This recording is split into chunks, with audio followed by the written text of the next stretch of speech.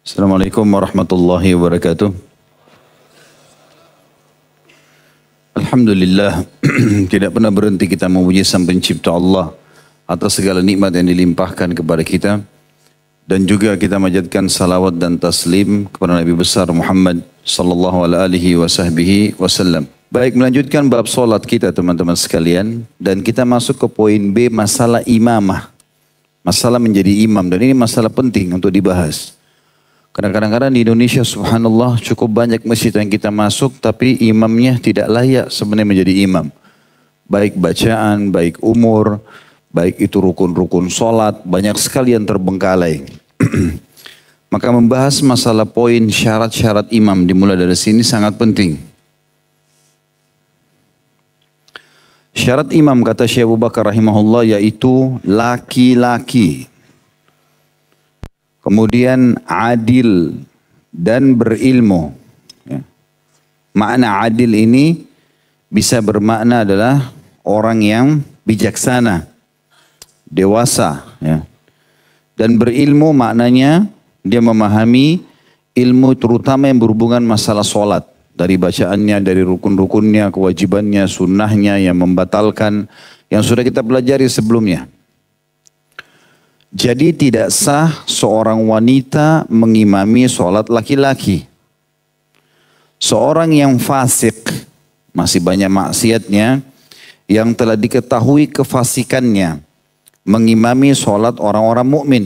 Ini juga tidak boleh. Jelas-jelas setiap malam di diskotik, tiba-tiba muncul di masjid, jadi imam. Ya.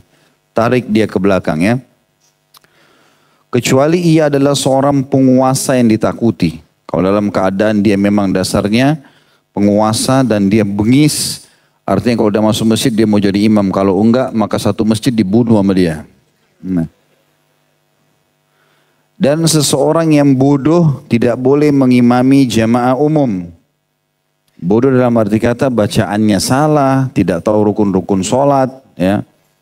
Ada kadang-kadang subhanallah kita temukan baca qul huwallahu ahad saja salah. Al-Ikhlas salah, Al-Falaq salah, baca Tabbat Yada salah.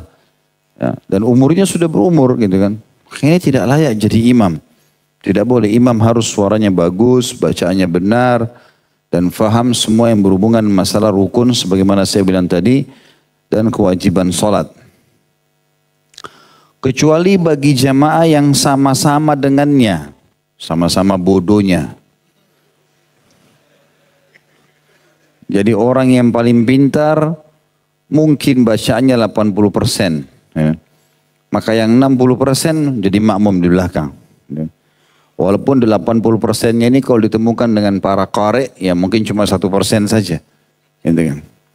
Ada orang seperti itu subhanallah. Dia tidak bisa bedakan mana huruf-huruf hijaiyah aja salah semua. Iza zulzilatil ardu zilzalaha dibaca isa sulsilatil ardu zilzalaha. Semuanya sin, tidak ada bedanya mana zal, mana zai. Berdasarkan sabda Nabi SAW tidak bolehnya orang bodoh mengimami jamaah umum. Ya, tidak bolehnya orang fasik mengimami orang mukmin. Tidak bolehnya perempuan mengimami laki-laki. Berdasarkan sabda Nabi SAW, hadis yang diriwayatkan Ibnu Majah nomor 1081. La ta'ummannal mar'atu wala fajiru mu'mina. Illa an yakharahu bisultanin aw yakhafu sawtahu aw sayfah. Janganlah pernah seorang wanita dan seorang yang lalim mengimami sholat orang mukmin laki-laki kecuali seseorang yang memaksakan kehendaknya dengan kekuasaan atau seseorang yang khawatir atau dikhawatirkan cambuk dan pedangnya. Artinya dia akan membunuh kalau sampai tidak dijadikan imam. Siapa tahu ada orang begitu, zalim. Maka ini semua berbeda, boleh dipersilahkan. Ya. Meskipun hadis ini digolongkan hadis yang dhaif, tapi mayoritas ulama mengamalkannya. Hadis-hadis tentang imamah seorang wanita terbatas pada penghuni rumahnya, yang wanita dan anak-anak kecil juga. Sebagaimana imamah orang fasik terbatas pada keadaan darurat saja. Tapi kalau umumnya sholat nggak boleh. Baik, yang kedua setelah syarat-syarat imam, kita masuk ke orang yang lebih utama jadi imam. Siapa yang paling layak kita sodorkan untuk maju menjadi imam? Kata Syekh Abu Bakar rahimahullah, orang yang paling utama menjadi imam adalah orang yang paling fasih bacaan Al-Qur'annya. Ini syarat mutlak dulu. Bacaannya paling banyak, kemudian bacaannya juga paling fasih. Huruf hijaiyah, tajwid-tajwidnya semua dikuasai. Lalu orang yang paling mengerti masalah agama Allah. Ya, kalau bergabung antara bacaannya banyak, hafalannya banyak dan bacaannya benar, kemudian juga faham agama, itu berarti bergabung dua kebaikan. Lalu orang yang paling bertakwa, yang paling patuh kepada Allah. Lalu orang yang paling tua usianya. Berdasarkan sabda Rasulullah sallallahu alaihi wasallam dalam hadis yang sahih diriwayatkan Imam Muslim di nomor 673. Kata baginda Nabi SAW, ya ummul qauma aqra'uhum li kitabillah fa in kanu fil qira'ati sawa fa'alamuhum bis sunnah fa in kanu fis sunnati sawa fa aqdamuhum hijrah fa in kanu fil hijrati sawa fa akbaruhum sinnan. Hendaklah orang yang orang yang mengimami solat, hendaklah orang yang mengimami solat satu kaum adalah orang yang paling fasih bacaan Al-Qur'annya. Jika kefasihan bacaan mereka sama, ada dua orang bacaannya sama-sama. Hafalannya sama-sama 15 juz misalnya, bacanya sama-sama bagus. Maka hendaklah orang yang paling mengetahui mengenai as-sunnah. Siapa di antara keduanya yang paling faham halal haramnya Allah. Maka itu didahulukan. Jika pengetahuan mereka masih sama juga, bacaannya sama, suaranya sama bagusnya, ya, tajwidnya juga bagus dan pemahaman agamanya sama, hendaklah orang yang didahulukan adalah yang pertama atau paling dahulu melakukan hijrah. Hijrah dari Mekah ke Madinah zaman itu dianggap sebuah ibadah yang sangat besar. Sehingga itu ada nilai plus sendiri. Ya. Termasuk juga di sini hijrah adalah mungkin orang yang terlebih dahulu meninggalkan masa-masa jahiliyah kepada masa keimanan. Jadi kalau ada dua orang hafal 15 juz sama-sama, juga pemahaman agamanya sudah bagus, dilihat bagaimana masa lalunya. Masa lalunya lebih dulu hijrah ke dalam kebaikan siapa gitu. Jika pelaksanaan hijrah mereka juga masih sama, hendaklah didahulukan orang yang paling tua usianya. Jadi perhatikan di sini masalah tua terakhir sekali. Ada orang kadang-kadang menjadikan syarat tua didahulukan. Yang penting tua disuruh maju. Belum tentu. Bisa saya bacaannya salah. Gak boleh. Walaupun ada anak lebih muda, tetap dia jadi imam. Kalau bacaannya lebih benar.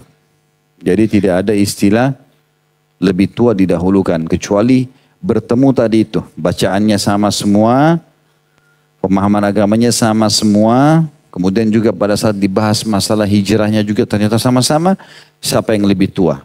Dan ini kata ulama hadis, poin terakhir pasti akan ada pertemuan. Tidak mungkin orang juga sama. Mungkin lebih dari sehari umurnya, kalau umurnya pun sama dan seterusnya.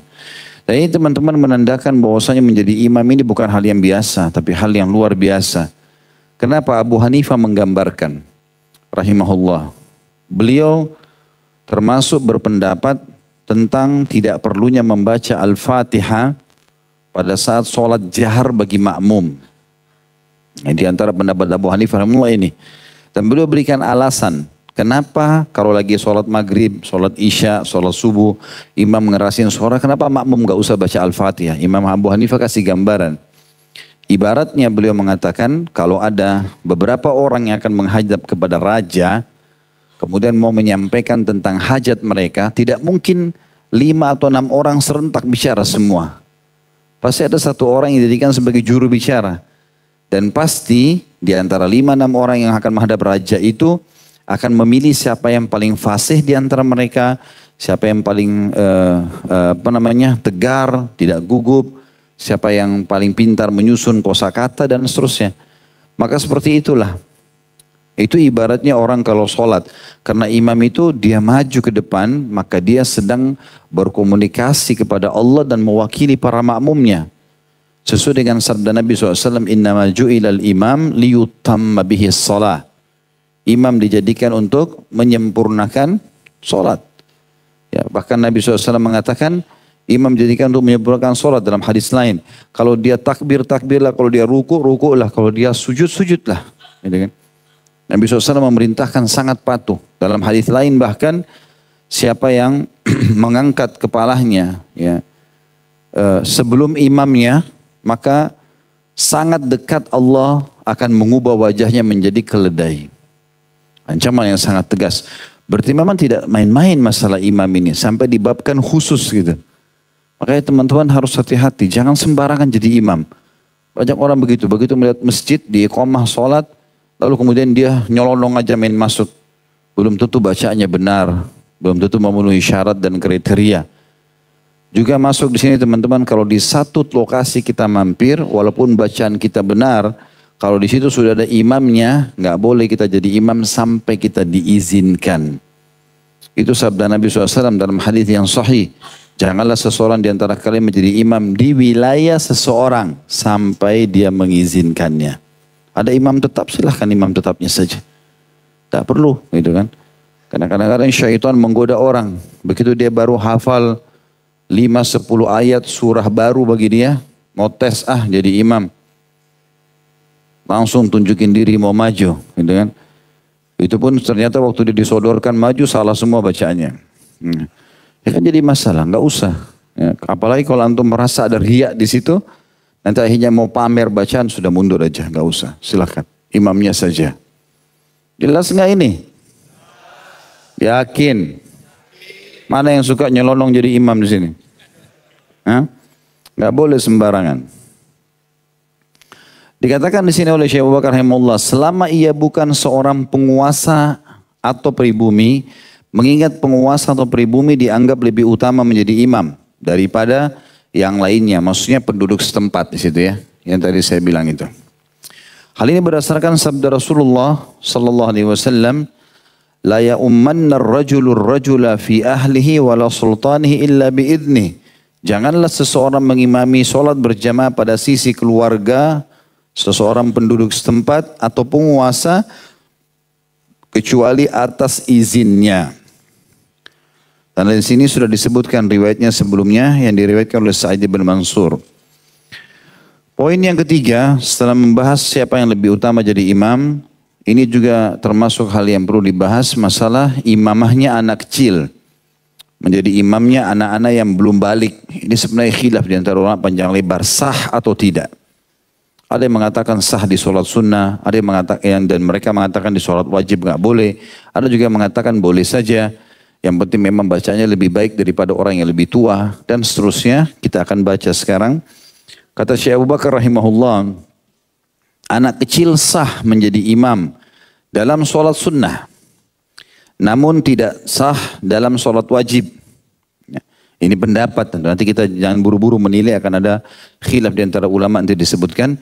Karena orang yang sholat wajib tidak boleh bermakmum kepada orang yang sholat sunnah. Jadi Syekh Abu Bakar rahimahullah berpegang pada pendapat ulama yang mengatakan kalau orang lagi sholat sunnah, terus antum ditepuk, ada orang mau sholat wajib, bagi beliau tidak boleh itu. Udah, ya bisa diberikan isyarat kalau dia lagi sholat sunnah gitu kan. Atau orang kalau masuk ke masjid ternyata orang semua sudah bubar sholat wajibnya, sudah dia sholat sendiri. Itu ada pendapat memang. Tapi ada juga pendapat yang menganjurkan tetap ikut berjamaah. Sama sebab pun saya sudah sebutkan hadisnya, hadis Bukhari, perilaku Mu'adz bin Jabal radhiyallahu anhu, dan juga hadis sahih perilaku Abu Bakar yang mengimami sahabat yang telat. Tapi di sini kalau teman-teman yang pegang buku, ini Syekh Abu Bakar menyampaikan pendapat yang beliau pegang. Beliau mengatakan anak kecil sah menjadi imam dalam sholat sunnah, namun tidak dalam sholat wajib. Karena orang yang sholat wajib tidak boleh bermakmum kepada orang yang sholat sunnah. Sedangkan sholatnya anak kecil dihukumi sebagai sholat sunnah, karena dia belum wajib sholat. Jadi imam anak kecil dihukumi tidak sah dalam sholat wajib. Berdasarkan sabda Rasulullah SAW, la takhtalifu ala imamikum. Janganlah kalian berbeda dengan imam kalian. Nah, di sini riwayat Bukhari nomor 722. Pengertian hadis ini menurut Syekh Abu Bakar rahimahullah, jangan kalian ya berbeda dengan imam kalian, maksudnya jangan berbeda dari sisi umur, dari sisi bacaan, ya, dari sisi ketakwaan sebagaimana syarat-syarat sebelumnya. Terjadi perbedaan pendapat di kalangan ulama, kata beliau, tentang orang yang sholat wajib bermakmum kepada orang yang sedang sholat sunnah. Imam Syafi'i rahimahullah berbeda pendapat dengan mayoritas ulama, di mana beliau membolehkan anak kecil menjadi imam dalam sholat wajib dengan merujuk riwayat yang dituturkan Amr bin Salamah radhiyallahu anhuma yang menjelaskan bahwa Nabi SAW bersabda kepada kaumnya, ya ummukum akra'ukum, hendaklah orang yang paling fasih bacaannya mengimami sholat kalian. Artinya tidak ada di sini batasan dia sudah balik atau tidak. Yang penting bacaannya benar, dialah yang jadi imam. Kata Amr bin Salamah radhiyallahu anhuma, kemudian aku mengimami sholat mereka, sholat kaumnya, padahal dia masih kecil. Padahal saat itu aku masih berusia 7 tahun. Hadis ini riwayat Bukhari nomor 4302. Tetapi mayoritas ulama memandang riwayat tersebut dhaif. Seraya berkata, hadis tentang kebolehan seseorang anak yang masih belia menjadi imam termasuk hadis muhtamal atau dalam kurung yakni mengandung kemungkinan. Di mana ada kemungkinan Rasulullah SAW tidak pernah melihat Amr mengimami sholat kaumnya, mengingat mereka tinggal di gurun pasir yang jauh dari Madinah. Ya. Artinya kalau kita berpegang pada khilaf antara ulama ini sah atau tidak imamnya, sholatnya atau imamnya anak kecil menjadi imam, maka di sholat sunnah sah seperti sholat tarawih, sholat tahajud, ya. Sholat sunnah ini boleh saja, sholat jenazah, enggak ada masalah. Ya, tapi kalau sholat wajib ini yang khilaf di antara mereka. Jumhur ulama mengatakan tidak sah. Anak-anak cuma boleh imami sholat sunnah. Sholat wajib walaupun suaranya bagus nggak boleh. Kecuali Imam Syafi'i dari rahimahullah membolehkan masalah itu. Tidak ada masalah. Sesuai dengan hadis Amr bin Salamah tadi. Kalau dia umur 7 tahun karena bacaannya bagus, hafalannya banyak, maka dia mengimami kaumnya. Khilaf di antara ulama. Maka ini insya Allah kita saling menghormati dalam pendapat ini. Ya. Yang keempat, imamah wanita. Seorang wanita sah mengimami sholat para wanita juga. Dan ia berdiri di tengah-tengah mereka. Karena Nabi SAW telah mengizinkan Ummu Waraqah binti Naufal mengangkat seorang muadzin baginya di rumahnya. Sehingga ia dapat menunaikan sholat berjamaah bersama anggota rumahnya. Hadis riwayat Abu Daud dengan sanad sahih nomor 591. Tentu kalau dia mengimami laki-laki sudah dikatakan tidak boleh. Ya, kecuali dalam keadaan yang diimami laki-laki masih belum balik. Misalnya anaknya. Ya kan itu. Tapi kalau sudah balik maka tidak boleh sama sekali. Kemudian yang kelima, imamah orang buta. Orang buta sah mengimami sholat berjamaah. Karena Rasulullah SAW pernah menunjuk Ibnu Ummi Maktum radhiyallahu anhu sebagai imam pengganti di Madinah hingga 2 kali. Dan ia sholat bersama mereka atau penduduk Madinah padahal ia adalah seorang yang buta. Hadis ini sahih riwayat Abu Daud nomor 2931. Yang keenam, imamah orang yang kurang utama. Maksudnya ibadahnya kurang. Orangnya biasa-biasa saja. Orang awam. Orang yang kurang utama sah mengimami sholat orang-orang meski ada orang yang lebih utama darinya. Karena Rasulullah SAW pernah sholat di belakang menjadi makmum Abu Bakar. Dalam hadis Bukhari nomor 684. Dan Abdurrahman ibn Auf riwayat Muslim nomor 274. Padahal Rasulullah SAW lebih utama dari keduanya dan dari semua makhluk. Hadis ini Bukhari. Khusus masalah ini teman-teman perlu dirincikan. Ulama mengatakan pendapat yang paling kuat adalah kalau ada orang yang lebih utama tidak boleh sama sekali orang yang utama sholat. Ya, seperti kasus tadi ada orang yang lebih baik bacaannya. Bergabung antaranya lebih baik bacaannya, lebih faham sunnah, lebih bertakwa, lebih dahulu hijrahnya dan lebih tua. Lalu ada orang misalnya dari 4 poin ini kurang 1. Ya, artinya yang A lebih baik daripada yang B. Maka tidak boleh si B mengimami si A. Itu hukum syar'i dasarnya gitu kan. Tapi dalam masalah ini Riwayat yang menyebutkan Nabi SAW pernah menjadi makmum di belakang Abdurrahman ibn Auf. Dan pernah menjadi makmum di belakang Abu Bakar. Ini ada kisahnya, ada historinya. Kisahnya itu dalam salah satu peperangan. Ini kita bahas dulu masalah imamahnya Abdurrahman ibn Auf radhiyallahu anhu. Suatu waktu Nabi SAW pergi berperang. Kemudian pada saat menjelang subuh, Nabi SAW punya hajat.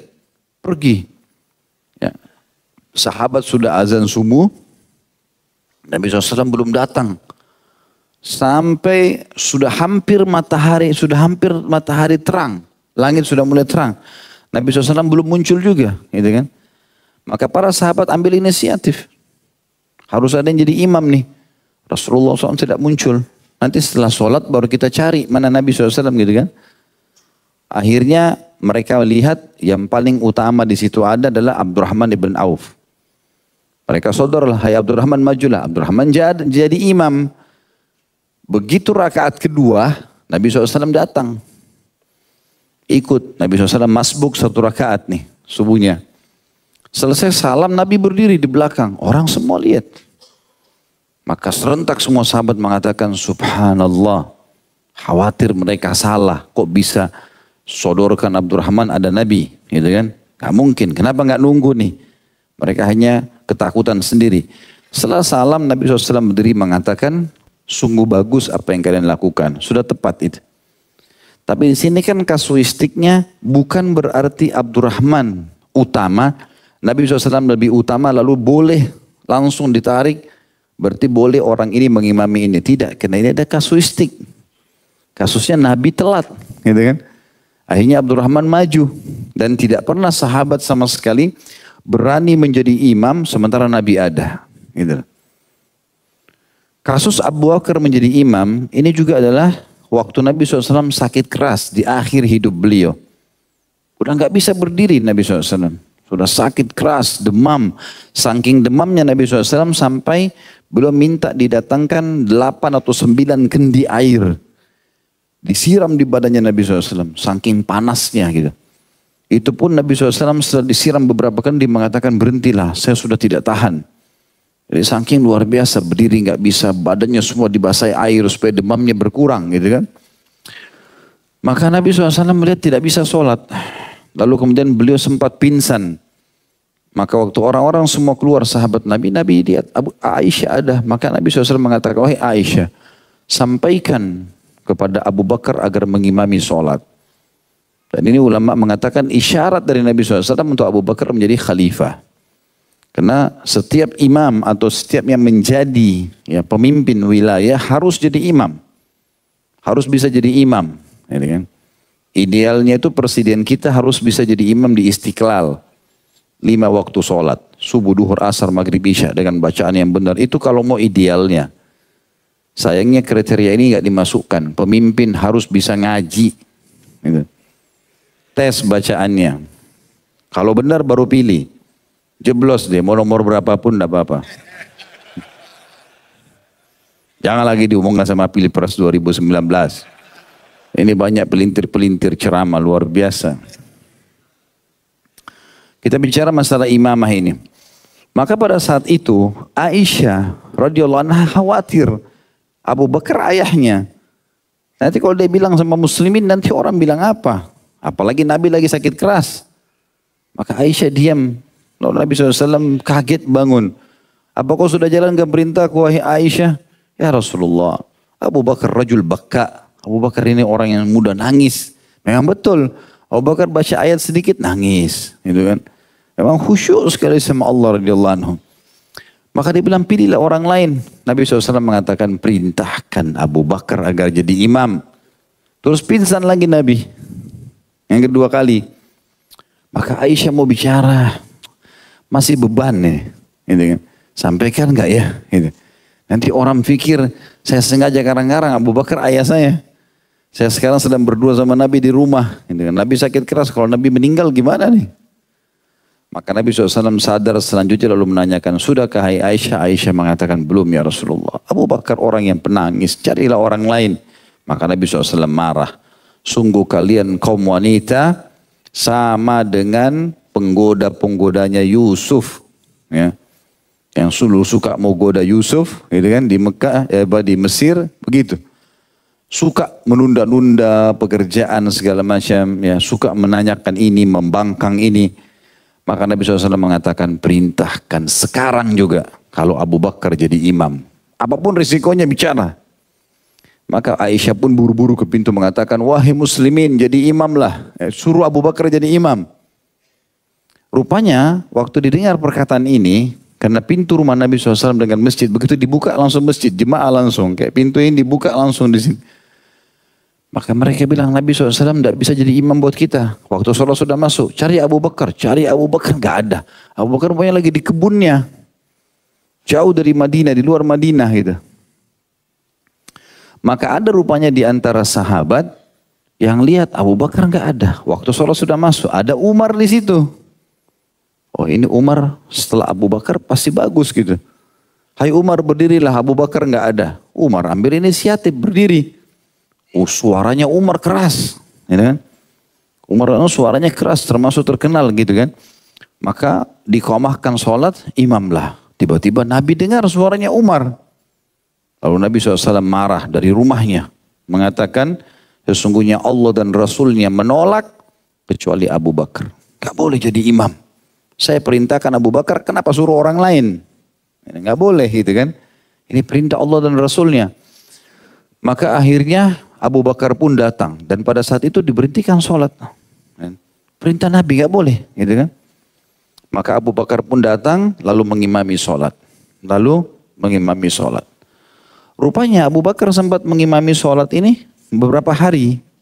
Selama Nabi SAW sholat. Karena Nabi kan suruh. Di salah satu hari-hari pada saat dia jadi imam itu. Nabi SAW sebelum meninggal sempat merasa mulai sehat. Demamnya hilang. Udah mulai segar. Pas Abu Bakar jadi imam. Nabi SAW buka pintu rumahnya. Lalu beliau keluar di antara saf jemaah. Sahabat sudah mulai gembira. Nabi berapa hari ini nggak ada beritanya, tiba-tiba sudah masuk dalam saf. Maka berdiri di sebelah kanannya Abu Bakar. Abu Bakar sempat mau berikan isyarat agar Nabi maju, Nabi tepuk pundaknya. Supaya tetap saja jadi imam. Sudah terlanjur sholat, jangan mundur. Maka Nabi SAW pun sholat di belakang Abu Bakar. Tapi ini ada kasusnya. Nabi SAW sakit keras dan Abu Bakar sudah terlanjur jadi imam. Jadi khusus poin nomor 6 ini sebenarnya yang dikatakan bahwasanya sah-sah saja orang yang utama menjadi imam dari orang yang lebih utama dengan dalil ini dibahas oleh para ulama. Semestinya jangan seperti itu. Artinya tetap yang lebih utama harus diprioritaskan kecuali dalam keadaan darurat.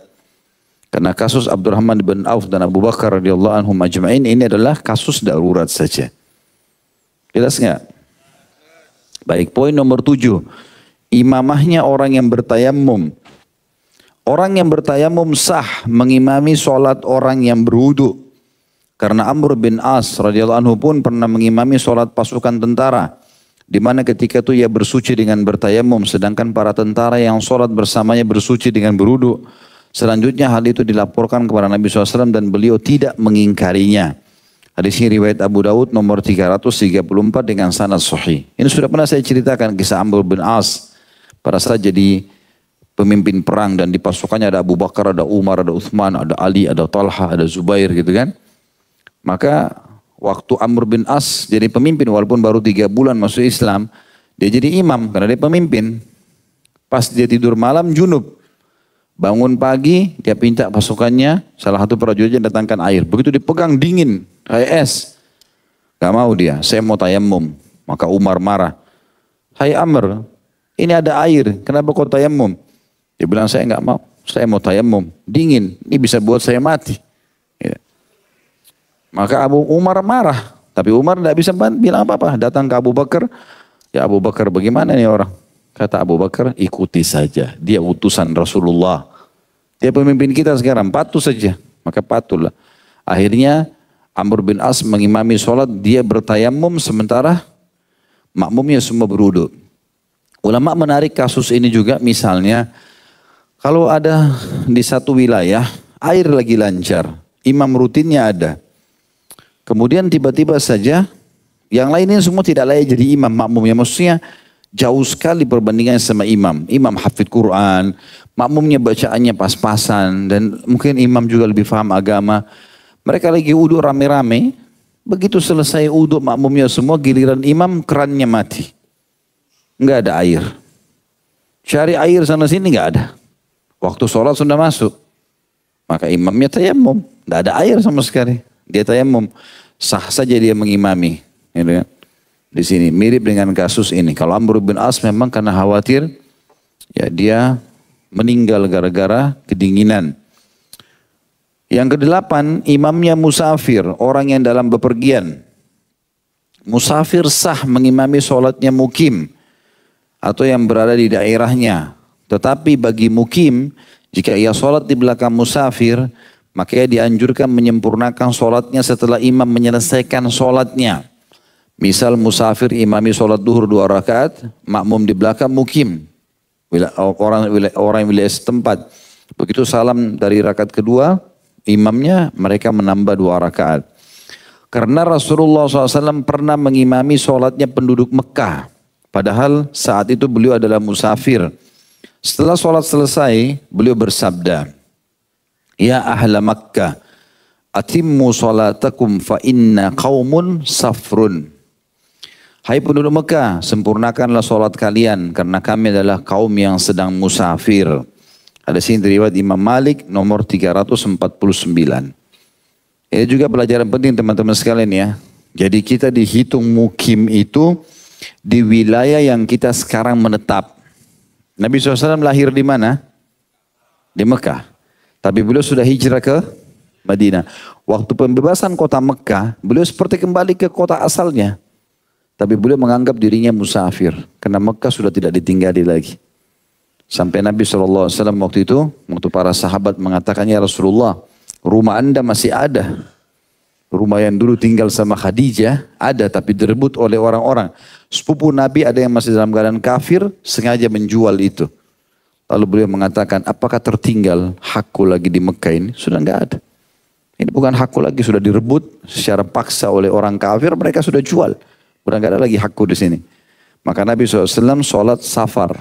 Tapi beliau kalau habis salam di 2 rakaat, beliau mengatakan kepada makmumnya, "Wahai penduduk Mekah, sempurnakan sholat kalian karena kami adalah kaum yang sedang musafir." Sedangkan jika musafir sholat di belakang mukim, kalau musafirnya sholat di makmumnya adalah penduduk setempat, imamnya penduduk setempat, maka dia harus menyempurnakan sholatnya atau tidak dikasar. Ketika Ibnu Abbas radhiyallahu anhu ditanya mengenai menyempurnakan sholat di belakang mukim, maka ia menjawab itu adalah sunnah Abul Qasim atau sunnah Nabi SAW. Hadis ini riwayat Ahmad di nomor 1865 dan ini riwayat Imam Muslim nomor 688. Jadi kalau antum musafir nggak boleh salam di rakaat kedua. Saya pernah lihat ada orang begitu soalnya. Dia musafir, dia sholat sama imamnya mukim.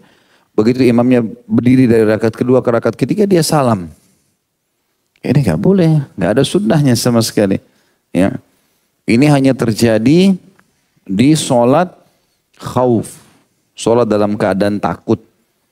Nah, itu beda dalam peperangan, itu ada sendiri babnya. Ya, insya Allah mungkin kedepannya akan ada bahasan kalau nggak salah dalam bab sholat itu nanti kita jelaskan insya Allah.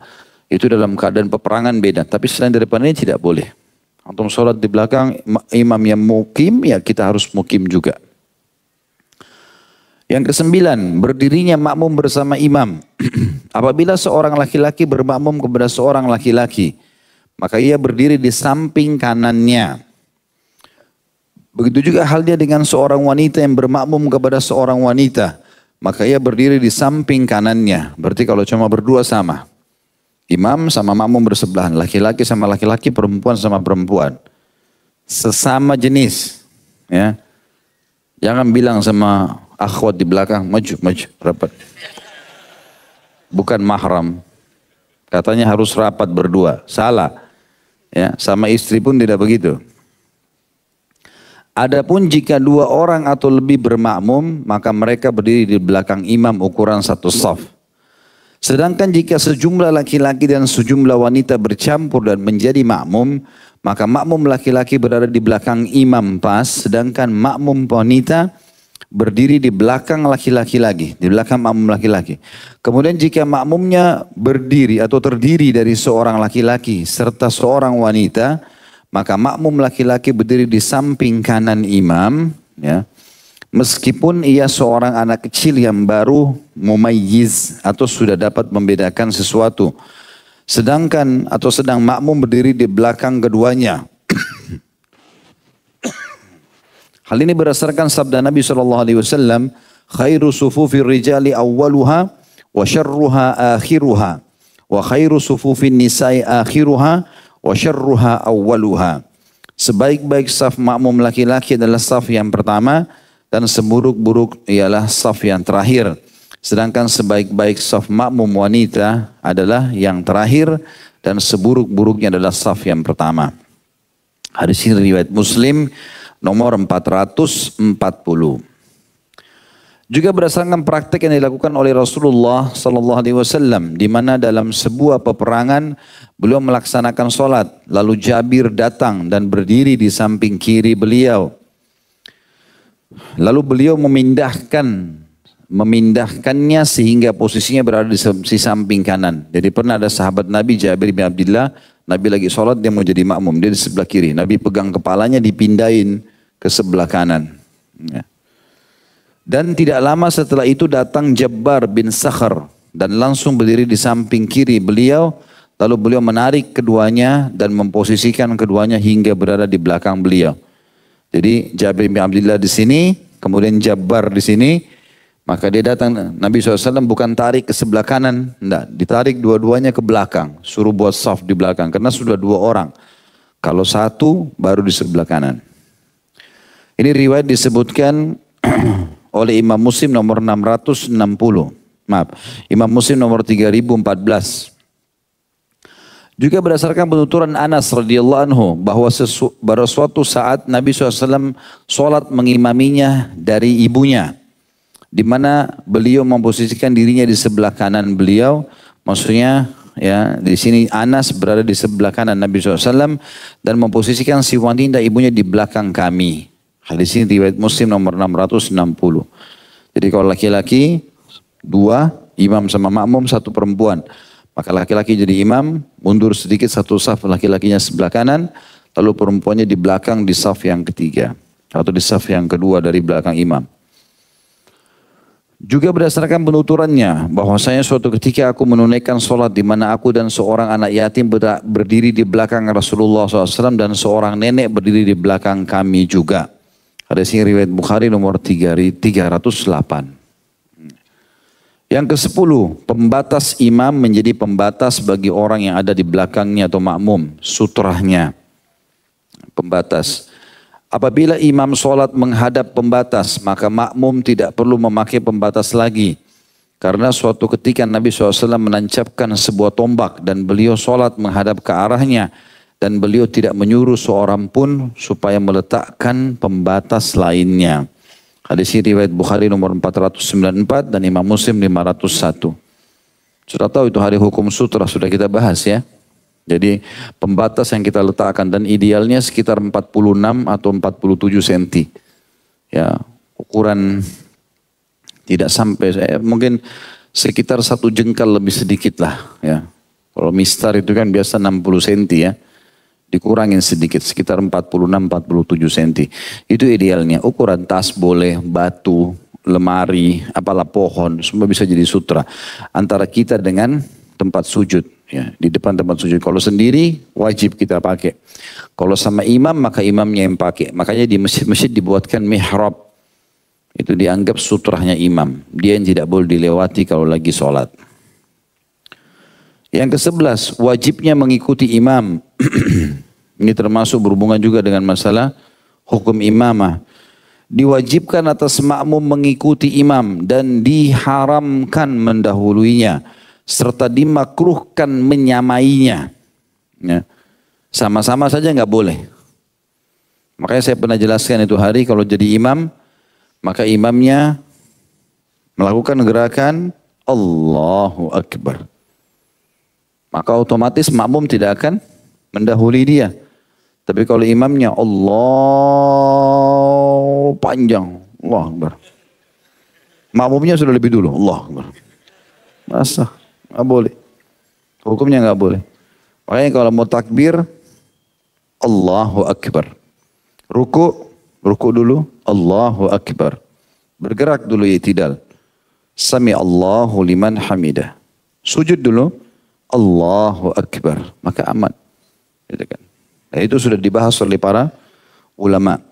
Makanya dikatakan diwajibkan atas makmum mengikuti imam dan diharamkan mendahulunya serta dimakruhkan menyamainya. Jika makmum mendahului imam dalam takbiratul ihram, maka wajib atas makmum tersebut mengulangi takbiratul ihramnya. Tadi imamnya masih lama, Allahu Akbar, dia Allah Akbar langsung makmumnya. Batal dia, harus ulangi takbir karena dia sudah dahului imam. Makanya Allah Akbarnya juga jangan panjang-panjang ini. Ya. Dipendekkan saja. Dikatakan di sini saya ulangi lagi diwajibkan atas makmum mengikuti imam dan diharamkan mendahulunya serta dimakruhkan menyamainya. Jika makmum mendahului imam dalam takbiratul ihram maka wajib atas makmum mengulangi takbiratul ihramnya. Jika tidak maka solatnya dihukumi batal. Demikian juga dihukumi batal jika ia salam sebelum imam. Kemudian jika ia mendahului imam dalam ruku atau sujud atau bangkit dari keduanya, maka diwajibkan atasnya mengulanginya, di mana ia ruku dan sujud kembali setelah imam. Hai berdasarkan sabda Nabi SAW. Makanya teman-teman kalau imam lagi salam, Assalamualaikum warahmatullah, makmum tenang dulu. Nanti yang kedua, karena salam dua kali kan. Setelah Assalamualaikum warahmatullah yang kedua, baru antum salam. Assalamualaikum warahmatullah. Imam baru Assalamualaikum warahmatullah. Udah langsung. Atau orang biasa begitu di masjid, buru-buru. Udah mau pergi. Padahal cuma mau makan masakan istrinya. Atau mau beli makanan favorit. Kayak tidak boleh. Ya nasib bujang dari tadi kita singgung. Sesuai dengan sabda Nabi SAW, hadis ini diriwayatkan Imam Bukhari nomor 722. Innama ju'ilal imamu liyutamma bihi, fala takhtalifu alaih. Fa idza kabbara fakabbiru, wa idza raka'a farka'u, wa idza qala sami Allahu liman hamidah, faqulu Allahumma rabbana walakal hamd, wa idza sajada fasjudu, wa idza shalla qa'idan fasallu qu'udan ajma'un. Ya, hadis ini hadis sahih riwayat Bukhari ya, 722. Artinya kata Nabi SAW, sungguhnya imam itu ditunjuk tidak lain kecuali untuk diikuti. Maka jangan kamu atau kalian berbeda dengannya. Jika dia bertakbir, bertakbirlah kamu. Kalau sudah takbir, baru takbir. Jika ia ruku, maka rukulah kamu. Tunggu dia ruku dulu, baru kamu ruku. Jika ia mengucapkan Sami Allahu liman hamidah, Allah telah mendengar siapa yang memujinya, maka ucapkanlah setelah itu. Setelah imam bilang, Sami Allahu liman hamidah. Pas hamidahnya baru antum bangun.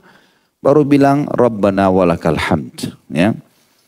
Kemudian jika dia sujud, maka sujudlah kamu. Kalau sudah sempurna sujudnya, baru kamu sujud. Kemudian jika ia sholat sambil duduk, kalau sampai imamnya rakaat pertama berdiri, rakaat kedua tiba-tiba lemes, dia duduk. Maka apa kata Nabi SAW? Sholatlah kamu semua sambil duduk.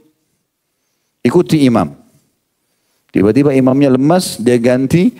Rakaat pertama dia berdiri, rakaat kedua dia sholat duduk. Duduk semua makmumnya. Ya begitu. Karena patuh, wajibnya patuh pada imam tersebut. Juga sabda Nabi SAW.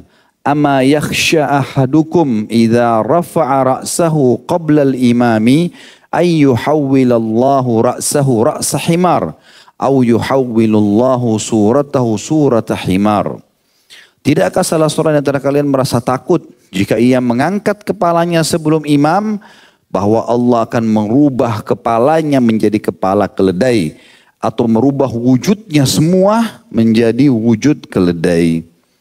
Ya, hadis ini hadis sahih riwayat Bukhari nomor 691 dan Imam Muslim 424. Itu masalah wajibnya mengikuti imam. Poin nomor 12. Penggantian imam dengan makmum karena adanya udzur. alasan yang dibolehkan dalam agama. Jadi kalau imam punya udzur syar'i, maka di sini makmum boleh boleh menggantikan yang dari belakangnya. Jika pada pertengahan solat imam menyadari bahwa ia mempunyai hadath, najis atau batal wudu, atau telah terjadi hadas padanya, atau hidungnya mengeluarkan darah, mimisan, atau telah terjadi sesuatu yang membuatnya tidak dapat melanjutkan solatnya, ya. Tiba-tiba dia lemas, ditusuk orang, ya, mati, ya, pingsan, maka ia harus meminta kepada seorang makmum, ya, yang ada di belakangnya supaya menggantikan posisinya.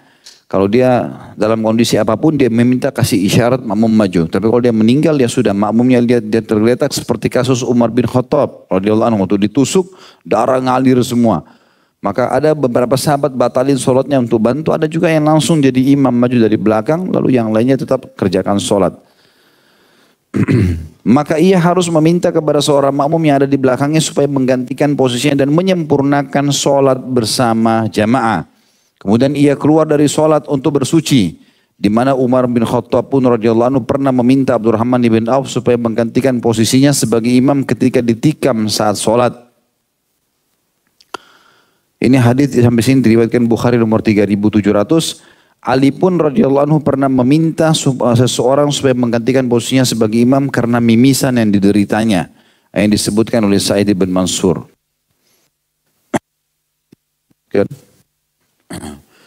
Sini disebutkan teman-teman sekalian kalau mimisan juga sama, tapi mimisan ini sifatnya memang terlalu banyak ya. Ada orang yang keluar darah dari hidungnya itu sangat banyak, biasanya kalau cuaca terlalu panas ya. Maka ini mungkin, tapi kalau cuma netes sedikit dia masih bisa menutupnya, dia bisa memegang tisu karena kita bisa mengeluarkan sesuatu yang mengganggu kalau lagi sholat. Sebagaimana sabda Nabi SAW kepada seorang sahabat yang menanyakan, ya Rasulullah, bolehkah saya mengeluarkan dahak lagi sholat? Kata Nabi SAW, kalaupun kau harus keluarkan, hindari hadapanmu karena ada Allah, hindari sebelah kananmu karena ada malaikat, dan buanglah di sebelah kirimu. Boleh kita pakai tisu, sapu tangan, keluarkan di sebelah kiri. Ya. Maka itu insya Allah dibolehkan. Tapi ini juga dalam keadaan darurat ya. Sama juga bukan cuma mimisan, orang beringus, flu berat, kadang-kadang netes banyak, maka dia butuh untuk mengeluarkan itu. Yang ke-13, imam harus meringankan sholat. Dianjurkan terhadap imam supaya tidak memanjangkan bacaan sholat, kecuali bacaan pada rakaat pertama. Jika ia bermaksud supaya orang yang tertinggal dari jemaah mendapatkan rakaat tersebut. Karena terkadang Nabi SAW memanjangkannya. Hal itu berdasarkan sabda Nabi SAW, "Idza shalla ahadukum bin nasi falyukhaffif. Fa inna fihim ad-dha'ifa was-sakima wal-kabir. Fa idza shalla li nafsihi falyutawwil ma syaa." Jika salah seorang di antara kalian menjadi imam, atau kalian jika salah seorang di antara kamu atau kalian sholat berjamaah mengimami orang banyak, hendaklah ia meringankan bacaannya, karena di antara mereka itu ada orang yang lemah, orang yang sakit, orang yang sudah tua. Tapi jika ia sholat sendiri, hendaklah dia memanjangkan bacaan sesuai kehendaknya. Hadis ini riwayat Bukhari nomor 703 dan Imam Muslim 467. Jadi jangan karena antum baru ditunjuk jadi imam, terus mau ngetes bacaan, baca Al-Baqarah. Di sholat maghrib lagi. Ya. Sampai azan Isya masih lewat. Ada orang kadang-kadang begitu, karena bacaannya baru dikenal, akhirnya luar biasa dia sholatnya. Ya kan? Maka tidak boleh teman, baca surah-surah pendek. Intinya menyampaikan pesan Allah. Subhanallah, biar wal asr, biar tabbat yada, sabbihisma rabbikal a'la. Kalau orang baca dengan kekhusyuan tetap enak didengar, gitu kan? Walaupun panjang tapi orang itu tidak tahu tajwidnya segala macam, tetap tidak nyaman untuk didengar. Tapi kalau sholat sendiri baru bisa, karena kita tidak tahu teman-teman, mungkin di saf ada orang tua sudah 80-90 tahun, dia cuma coba mau sholat berdiri. Lalu kita baca Al-Baqarah, ini kesian, gitu kan? Atau ada orang kebelet, mau buang air besar, mau buang kecil, atau ada hajat, ada apa saja. Ada mungkin orang yang anaknya sakit, dia cuma mampir sholat kemudian dia mau pergi. Ada orang cuma istirahat kantor sebentar dan seterusnya, maka ini harusnya difahami. Yang ke-14, hukum masalah imamah. Makruh imamahnya orang yang dibenci jamaah. Kalau di situ mayoritas masjid tidak suka, dia jangan jadi imam. Dimakruhkan bagi seseorang mengimami sholat orang-orang yang membencinya. Jika kebencian mereka berkaitan dengan masalah agama. Berdasarkan sabda Rasulullah SAW, Thalathatun la turfa'u sholatuhum fawqa ru'usihim shibra. Rajulun amma qauman wa hum lahu karihun. Wa imra'atun batat wa zawjuha 'alaiha sakhit. Wa akhawani mutasariman. Ada 3 orang yang sholat mereka tidak diangkat sejengkal pun dari atas kepala mereka. Enggak diterima sama Allah. Yang pertama, orang yang mengimami sholat satu kaum di mana mereka membencinya. Tidak disukai. Tapi karena dia anak suku, anak kepala suku misalnya, atau dia membangun masjid, makanya dia baca gitu ya. Saya pernah masuk ke satu komunitas gitu. Kemudian ada imamnya di situ. Tidak tahu imam ini siapa yang tunjuk gitu ya. Karena setahu saya juga di situ banyak sekali orang yang masya Allah suaranya bagus. Tapi suaranya nggak bagus, bacanya panjang sekali gitu. Jadi saya mau ingatkan bagaimana siapa yang saya harus ingatkan di sini, gitu kan. Dan saya lihat orang ini berapa hari di situ tuh, berapa hari jadi imam terus gitu. Maka saya sempat ingatkan beberapa orang, kalau ini subhanallah imam ini sebetulnya tidak layak walaupun dia hafalannya banyak. Tapi membuat orang jadi jenuh. Kita butuh muadzin, kita butuh imam yang kalau dia baca hati kita terluluh, ya mata kita ngantuknya hilang, kita jadi merenungi ayat-ayat Al-Quran, itu yang penting. Yang kedua, yang tidak diangkat sholatnya di atas kepalanya, wahai akhwat dengar ini, wanita yang tidur dalam keadaan suaminya murka kepadanya. Naam ya. Jangan istri antum hadir. Oh. Jadi yang dimaksud di sini murka adalah memang dia marah. Dalam hadis lain dikatakan istri manapun yang membuat suaminya murka, maka yang di langit murka padanya sampai dia buat ridho. Dan sudah kita jelaskan kalau ridho itu berarti merasa plong, puas, gitu kan? Nah, kalau orang miskin minta sesuatu, minta bantu saya 1 juta mau bayar uang sekolah segala macam. Terus kita kasih 1 juta, kita belum buat dia ridho. Tapi kalau kita datang ke rumahnya, kita penuhi kebutuhannya sampai akhirnya dia betul-betul merasa sudah nggak tahu harus mengucapkan apa. Itu namanya ridho. Maka di sini hadis menjelaskan Allah akan murka sampai dia membuat suaminya ridho. Dan yang ketiga adalah dua saudara yang saling bermusuhan. Kecuali antum tidak ikut-ikutan. Antum dimusuhin orang, aku nggak usah peduli, gitu kan. Tapi kalau antum ikut-ikutan bertengkar, ribut segala macam, maka itu ya baru kena di sini. Sholat antum nggak diterima, percuma. Makanya teman-teman nggak usah. Kalau ada orang nyakitin hati, usah ceritain macam-macam. Udah anggap antum nggak denger, ya. Anggap antum nggak dengar, sudah nggak usah ditanggapi. Tinggalkan karena Allah SWT. Subhanallah, ada nasihat-nasihat dari beberapa guru-guru kami di Madinah. Pada saat kadang-kadang ada masalah yang memang buat pegel, nggak enak gitu ya. Mungkin orang menyebutkan teori gampang, praktek lapangannya kadang-kadang berat. Tapi subhanallah bahasa-bahasa ulama ini saya tanya, gimana menghadapi Syekh? Kondisi-kondisi di mana kadang-kadang membuat dada ini sesak, pikiran kita jadi kalut. Kenapa bisa terjadi? Kenapa bisa terjadi? Kata beliau, tinggalkan karena Allah. Bahasa itu saya renungi baik-baik pada saat di Madinah, benar ya. Gitu. Tiada saatnya teman-teman orang utang, kita sudah tagih dia nggak mau tahu. Untuk apa kita sampai tidak bisa tidur gara-gara itu? Sudah, lillahi ta'ala, Allah maha melihat, kita pasti ambil hak kita di mahkamahnya Allah di kiamat. Jangan habis energi kita untuk itu. Ada orang stres gara-gara itu. Ya. Mungkin subhanallah Allah berikan dia cobaan dengan 50 juta, 30 juta uangnya hilang. Tapi Allah bukakan dia pintu rezeki yang lain. Allah nggak mau kita vakum bahkan menjadi stres di situ ya. Allah musta'an. Saya pernah masuk di salah satu supermarket di Mekah. Lagi belanja waktu itu. Mau bawa pulang ke Indonesia. Ada satu bapak orang Saudi masuk. Subhanallah dia setiap masuk ke satu rak. Dia kayak marah-marah sama seseorang gitu. Saya tadi pikirnya dia telepon, saya pikir dia telepon, ternyata enggak. Akhirnya dia ke rak ini, dia marahin rak itu, di sini dia marahin rak ini. Dan saya ngerti apa yang dia bilang gitu. Jadi dia betul-betul saya tahu orang ini sedang menghadapi masalah. Mungkin dia pernah ribut sama satu orang, haknya dia tidak dapatkan, maka mungkin terlalu dia pikir jadi stres. Sampai akhirnya security supermarket datang segala macam. Saya sempat berpikir untuk apa sampai derajat ini ya. Dan kata-kata Dr. Saleh Suhaimi, hafizahullah, salah satu guru kami di Madinah itu luar biasa. Sudah, utruk halillah ya Khalid, tinggalkan karena Allah. Karena ada orang, semua orang rata-rata ada orang utang tidak bayar. Kita biar soleh bagaimanapun, ada saja orang yang ghibah kita, ada saja orang yang benci, ada saja orang yang fitnah. Jangankan kita, Rasulullah SAW aja begitu. Digosipin istrinya berzina, digosipin begini dan begitu, ya sudah sabar. Hadapi dengan kesabaran. Karena pahala sabar tidak didapatkan kecuali orang, atau pahala cobaan tidak akan dapat kecuali orang yang sabar.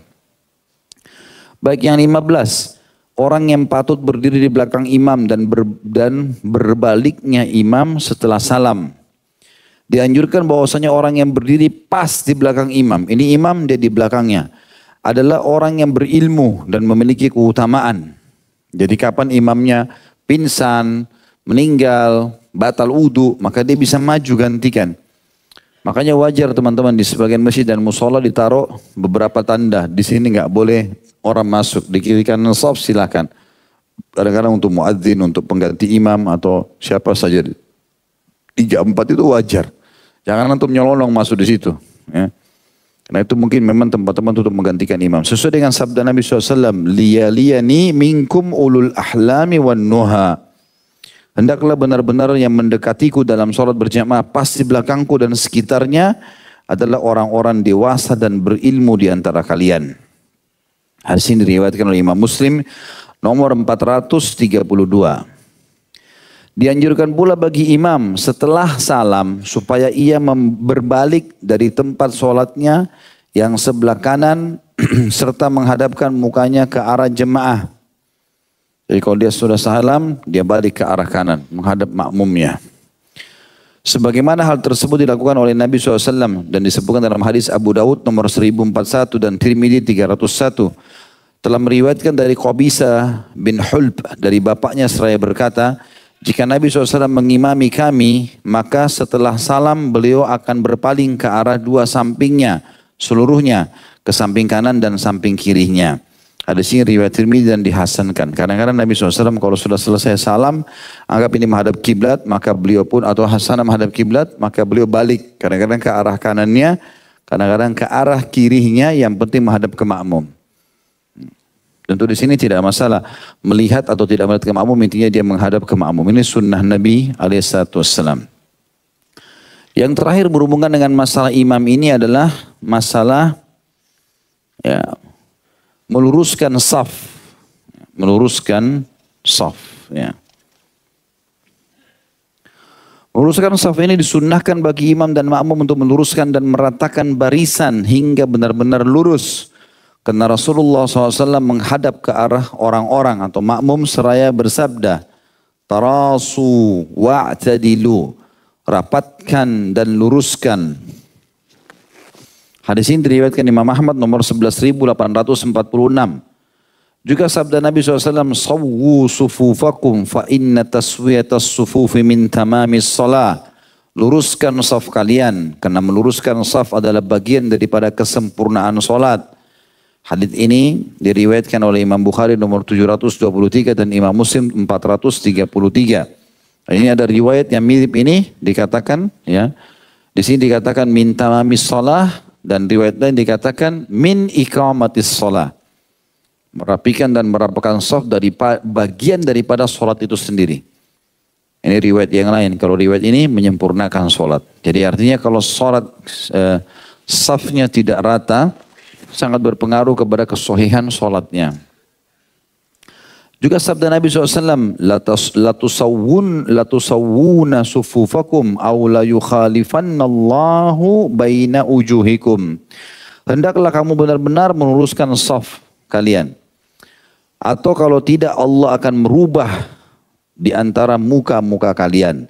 Hadis ini riwayat Imam Tirmidzi nomor 227 dan beliau menghasankannya.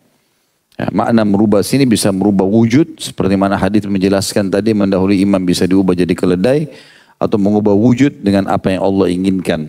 Nah, karena tidak mau merapatkan saf. Banyak orang begitu, selalu berjauhan safnya. Ini tidak boleh. Sunnah Nabi SAW merapatkan kaki dan telapak kaki dan tumit ini di antara makmum sebenarnya menghilangkan rasa sombong, menutup pintu-pintu syaitan. Karena kata Nabi SAW, luruskan rapatkan saf kalian karena syaitan masuk di antara saf-saf. Dan aku melihat syaitan masuk di antara saf seperti anak domba masuk di antara domba-domba yang besar. Hadis yang terakhir adalah hadis riwayat Bazzar dengan sanad hasan. Kata Nabi SAW, "Ma min khutwatin a'zamu ajran min khutwatin masyaha rajulun ila farjatin fis saffi fasaddaha." Tidak ada langkah yang paling besar pahalanya di muka bumi dari langkah yang dilakukan seorang atau seseorang menuju celah saf sehingga ia menutupinya atau merapatkannya. Jadi kalau teman-teman misalnya lagi sholat di saf kedua, di saf pertama ada makmum tiba-tiba batal, lalu dia keluar. Antum di saf kedua melangkah maju. Ya, bagi orang yang belum tahu kadang-kadang aneh bagi dia. Kenapa orang sholat ada yang jalan? Gitu kan? Padahal sebenarnya ini langkah kaki terafdol di muka bumi. Ya, kata sampai sebagian ulama hadis bahkan ini mengalahkan langkah kaki di medan jihad. Menutup saf yang ada celah itu. Ya. Dan teman-teman juga harus tahu kalau misalnya ada celah di sebelah kita, rapatkan. Kata Nabi SAW, lunakkan pundak-pundak kalian untuk saudara kalian bisa masuk. Ini enggak. Supaya orang enggak boleh masuk. Enggak boleh. Sejadahnya enggak boleh diinjak. Ya. Badannya kecil, sejadahnya besar. Jadi safnya jadi luas, lebar. Bisa banyak orang masuk. Ini enggak boleh teman-teman. Sunnah Nabi SAW harusnya dirapatkan. Dan dalam hadis yang lain, jangan berikhtilaf dalam saf kalian. Atau Allah akan buat perselisihan di antara kalian. Banyak orang tidak sadar masalah itu. Bisa saja teman-teman berselisihnya banyak kaum muslim. Bukan bisa saja, memang begitu hadisnya. Justru karena tidak merapikan safnya. Ini harus hati-hati. Allahu a'lam. Ini bahasan kita insya Allah. Dan pertemuan akan kita akan masuk nanti membahas masalah masbuk.